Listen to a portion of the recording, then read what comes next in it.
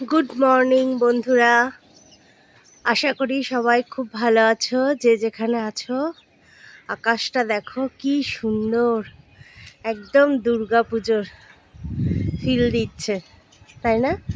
কি সুন্দর আকাশটা, নীল সাদা, খুব সুন্দর আকাশ, একদম শরতের আকাশের মতো মনে হচ্ছে।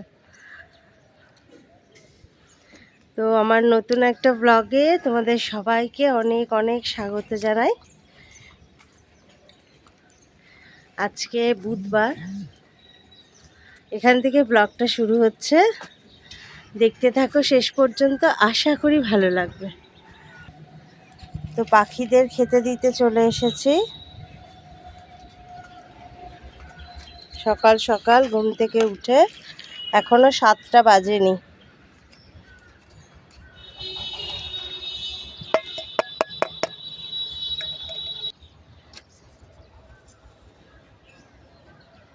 নমস্কার, আমি উমা।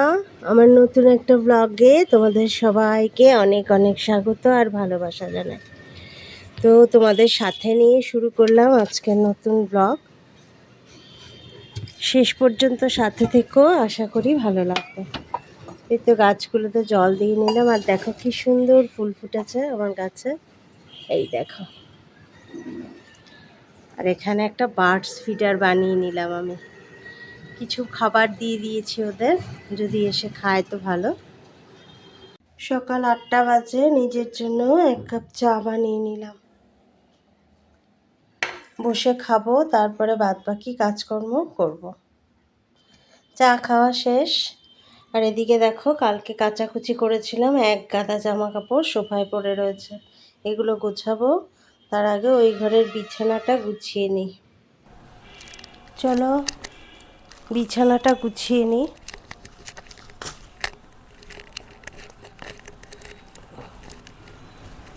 আজকে সকালবেলায় উঠে পাখিদের খেতে দিতে গেলাম। আকাশটা এত ভালো লাগলো, তাই তোমাদের সঙ্গে শেয়ার করলাম।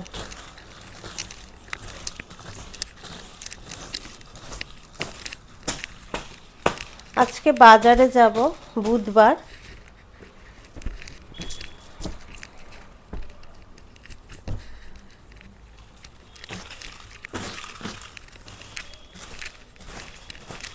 বিছানাটা ঝেড়ে নিলাম, ওই ঘরে ছেলে ঘুমোচ্ছে, এই ঘরের বিছানাটা ঝাড়া হয়ে গেল। এবারে যাব জামা কাপড়গুলো গুছাতে। 1 গাদা জামা কাপড় হয়েছে, এগুলো সব গোছাতে হবে।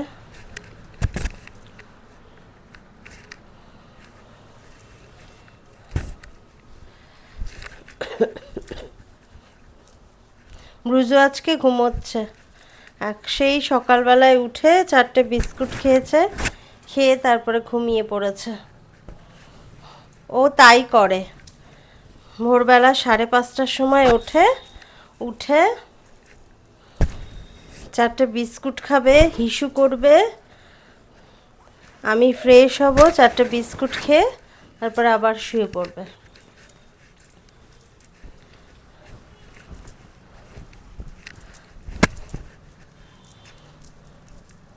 সকালবেলায় উঠেই এই পাখিদের ওই বার্ডস ফিডারটা বানাতে গিয়ে আমার আরও দেরি হলো। আমি খুব ভালোবাসি পাখি আমার ভীষণ ভালো লাগে। পাখিদের ওই সুর, সকালবেলার পাখিদের ডাক, আমার খুব ইচ্ছে আমার ব্যালকনিতে প্রচুর প্রচুর পাখি আসুক। আমার তো আর বাড়ি নেই বলো, যে বাড়ির জমিতে ওদের খেতে দেবো বা বাড়িতে গাছপালা থাকবে, সেখানে বার্ডস ফিডার লাগাবো। তাই এইটুকুতেই, মানে বলে না দুধের স্বাদ ঘোলে মেটানো, আমার হয়েছে তাই অবস্থা। তো চলো এগুলো গুছিয়ে নিই। তো এই দেখো সমস্ত কিছু গুছিয়ে নিয়েছি, এবার এগুলোকে আলমারিতে ভরতে হবে। তো চলো আলমারিতে ভরে নিই। বন্ধুরা, এইমাত্র বাজার থেকে এলাম, বাজার থেকে এসে বাজারগুলো সব ঢাললাম এই তাকের মধ্যে। দেখে নাও আজকে কি কি বাজার করলাম। এই যে শসা কাটি কচু অল্প করে এনেছি বাটা খাওয়ার জন্য, কুমড়ো নিয়ে এসেছি, বেগুন, পুঁই শাক, এখানে আছে কচু, আর এখানে চিংড়ি এই কাঁচা লঙ্কা আর ধনে পাতা একসাথে আছে, আলু, পেঁয়াজ, আদা রসুন এতেই আছে। তো এই সবজি বাজার করেছি, আর বিশেষ কিছু করিনি। পটল আছে এখনও বাড়িতে। ও পেঁপে এনেছি একটা, এই যে পেঁপে ব্রুজোর জন্য। তো আর মাছ বাজার করেছে আজকে, শুধু ইলিশ এনেছি, শুধু ইলিশ। এখানে 1 কেজি 1200 টাকা করে নিল, 1 কেজি 100 মতন ওজন হয়েছে। এই ইলিশটা এনেছি পেটি গাদা আলাদা করে, আর এখানে ছোট ইলিশ আছে, এগুলো নিল কত 700 টাকা করে। এই একটু ইলিশ এনেছি, আর এখানে এনেছি চিংড়ি মাছ, আর এখানে এনেছি 2 কেজি চিকেন। এই যে চিকেন এনেছি 2 কেজি। তো এই বাজার হয়েছে আজকে।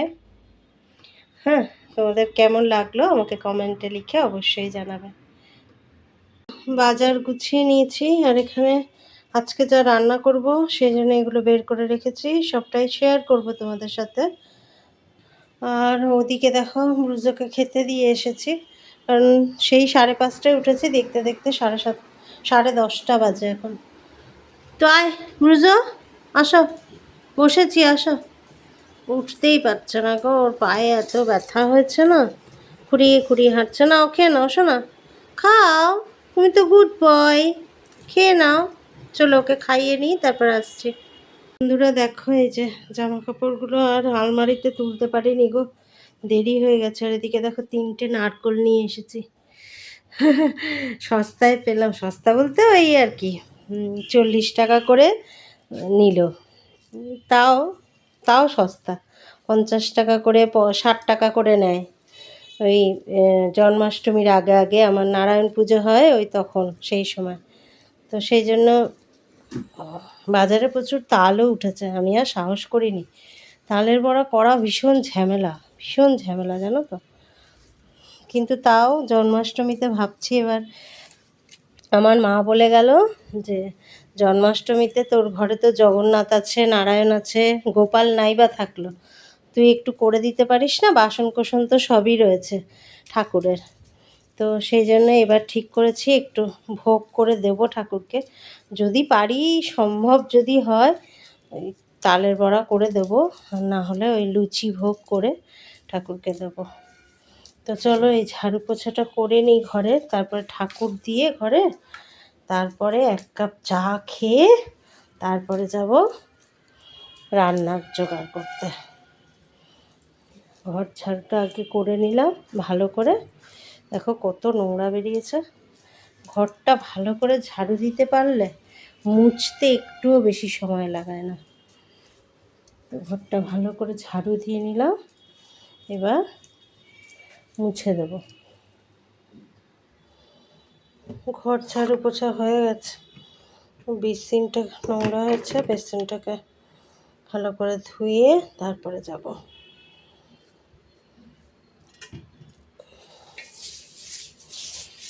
আসলে বাজারে গেলে না অনেকটা দেরি হয়, যারা বাজারে যাও তারা নিশ্চয়ই জানো। ওই মাছের দোকানে দাঁড়াও, মাংসের দোকানে দাঁড়াও, আর বাজারে আজকে ইলিশ আর ইলিশ, একটু কম দাম হয় না গো। মানে আমাদের মতন মানুষের ইলিশ খাওয়া খুব চাপের হয়ে যাচ্ছে। এত টেস্টি জিনিসটা মধ্যবিত্তের নাগালের বাইরে বেরিয়ে যাচ্ছে একেবারে। আর সব বাচ্চা বাচ্চা ইলিশগুলোকে তুলে এনেছে, একদম ছোট আছে, আর না হলে একদম বড়, সে 1 কেজি 1.5 কেজি ওজনে। 700-800 মাছ তুমি খুঁজেই পাবে না। তো কী নেবে, কি খাবে বলো? তো আমার তো 15ই আগস্ট ছুটি, শুক্রবারেই চলে আসবে অরিজিৎ, মানে আমার বর। তো সেই জন্য বলেছে ইলিশ খাবে, তো যতই দাম হোক আনতে হবে বাজার থেকে। তো নিয়ে চলে এলাম। তো এই তো বেসিনটা ভালো করে পরিষ্কার করে নিলাম, এবার যাবো স্নান করতে। চলো স্নানটা সেরে আসি। বন্ধুরা, স্নান সেরে পুজো দিয়ে নিলাম, কারণ অনেকটাই বেলা হচ্ছে, প্রায় 11:30 বেজে গেছে। আর জবা ফুল দিয়ে ঠাকুরকে সাজালে কি ভালো লাগে দেখতে। দেখো আমার তারা মাকে কি সুন্দর দেখতে লাগছে, এই দেখো কি ভালো লাগছে না দেখতে। পায়েও একটা ফুল দেওয়া রয়েছে, জবা ফুল তো রোজ পাই না, ওই যেদিন আর কি পাই বুধবার দিন করে সেই দিন ঠাকুরকে সাজিয়ে দিই জবা ফুল দিয়ে, কি সুন্দর লাগে দেখতে, তাই না? তো চলো আমার পুজো কমপ্লিট, এবার চা বসিয়েছি, চা খাবো। চা ভিজিয়ে রেখেছি, একটু সময় লাগবে। আর এই দেখো বেদানার কত দাম। সেই বেদানা একটা এনেছিলাম, কালকে অর্ধেকটা খেয়েছে, অর্ধেকটা রয়ে গেছে। এটাকে ছাড়িয়ে এবার এই টিফিন বক্সটার মধ্যে গুছিয়ে রাখি, ততক্ষণ চাটা ভিজুক। তো এই তো ছাড়িয়ে নিয়েছি। এগুলো তো একটা কাজ বলো, এই টুকটুক করে এই কাজগুলো। আচ্ছা বাচ্চা তো নয় বলো, হ্যাঁ বড় ছেলে ছাড়িয়ে খাবে না, মানে কীরকম বায়না করে না, মাথা গরম হয়ে যায়। তো যাই হোক ছাড়িয়ে রাখলাম, এগুলো ফ্রিজে রাখতে হবে, কারণ বাইরে থাকলে কাটা ফল এমনিই নষ্ট হয়ে যায়, বর্ষার দিন। আর এদিকে এই দেখো 2 কাপ চা করে নিয়েছি। ছেলে আর আমি এখন খাবো, খেয়ে তারপরে রান্না করতে আসবো। চলো। আর ওদিকে দেখবে ব্রুজো খেয়ে দে একেবারে সুন্দর করে ঘুমোচ্ছে, সুন্দর করে নাক ডেকে ঘুমোচ্ছে।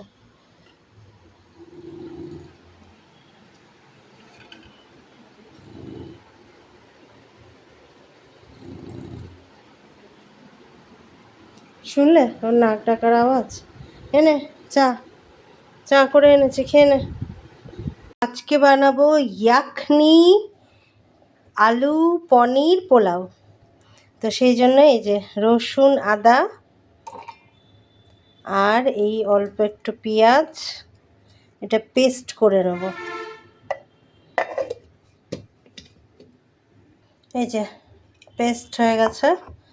আর এদিকে কড়াই বসিয়ে দিয়েছি, তেল গরম হয়ে গেছে, দিয়ে দেবো পনিরগুলো।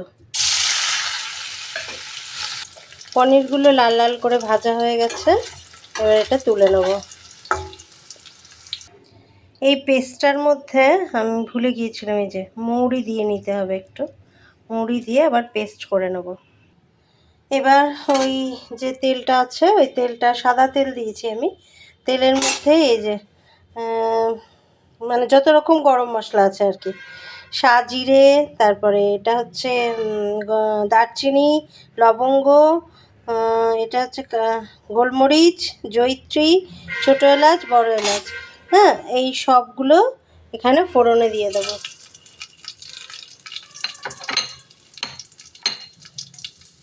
ফোড়নে দিয়ে 2টো তেজপাতাও দিয়ে দেবো।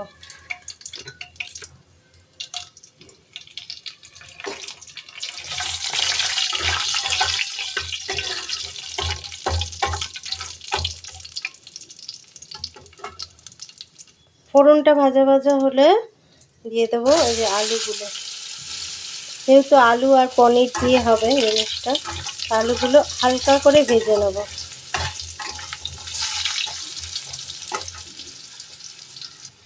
আলুটা হালকা ভাজা হলে টমেটো দিয়ে দেবো।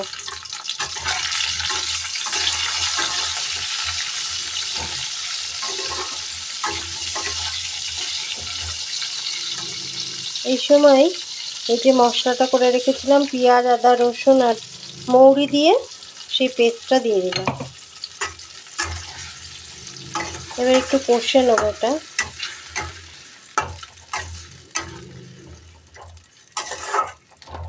তোমরা বাসন্তী পোলাও খেয়েছো, এরকম করে একবার পোলাও বানিয়ে খেয়ে দেখো, খুব সুস্বাদু হয়, খুব টেস্টি হয়, গন্ধেতেই মাত একেবারে ভারী মোমো করছে। তো বন্ধুরা যদি আমার ভিডিও দেখে তোমাদের ভালো লাগে প্লিজ একটা লাইক করো, কমেন্ট করে জানিও তোমাদের ভিডিওটা কেমন লাগছে। আর যারা সাবস্ক্রাইব করনি এখনও তারা প্লিজ চ্যানেলটা সাবস্ক্রাইব করে আমার পাশে থেকো, এটুকুই অনুরোধ। যারা অলরেডি সাবস্ক্রাইব করেছো, যারা অলরেডি লাইক করো আমার ভিডিওতে, কমেন্ট করো, তাদের অসংখ্য ধন্যবাদ আমার তরফ থেকে। তো চলো এটা কষা হোক। এটা কষা হয়ে গেছে, এবার হালকা করে অল্প একটু জল দিয়ে দেবো আলুটা হাফ সেদ্ধ হওয়ার জন্য।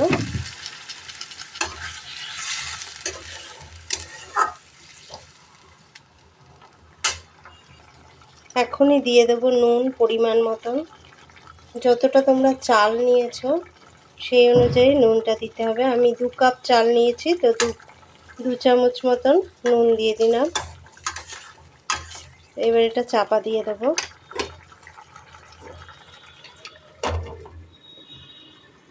আলুটা অর্ধেক সেদ্ধ হয়ে গেছে। এই সময় চালটা ভিজিয়ে রেখেছিলাম, যে কোনো বাসমতি রাইস দিয়ে নেবে।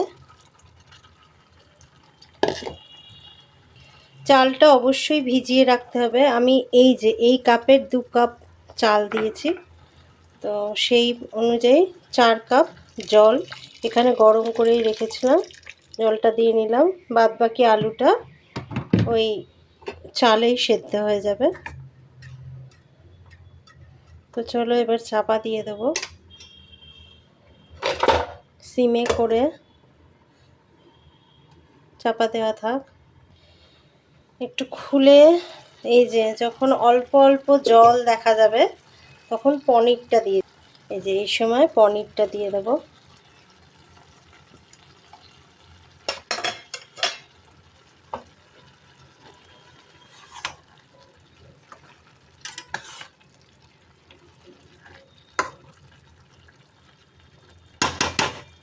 পনিরটা দিয়ে আবার চাপা দিয়ে দেবো, একদম সিমে করে রেখে দেবো। আর এদিকে বসিয়ে দিয়েছি চিকেন কষা, লাল লাল একদম, কালারটা দেখেছো? দেখলেই লোভ লাগবে। তো চলো, তো বন্ধুরা এবার খুলে দেখা যাক।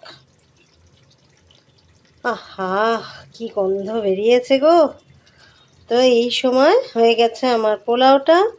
উপর দিয়ে বেরেস্তা আমি করেই রেখেছিলাম, অল্প একটু বেরেস্তা, আর দিয়ে দেবো ধনে পাতা। তো হয়ে গেল আমার সাদা সাদা আলু পনির পোলাও, বিরিয়ানি না পোলাও।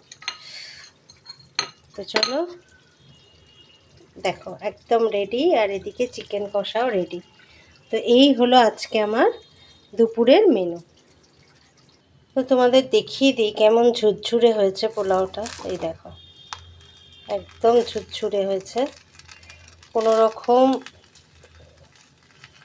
কিছু আটকাচ্ছে না।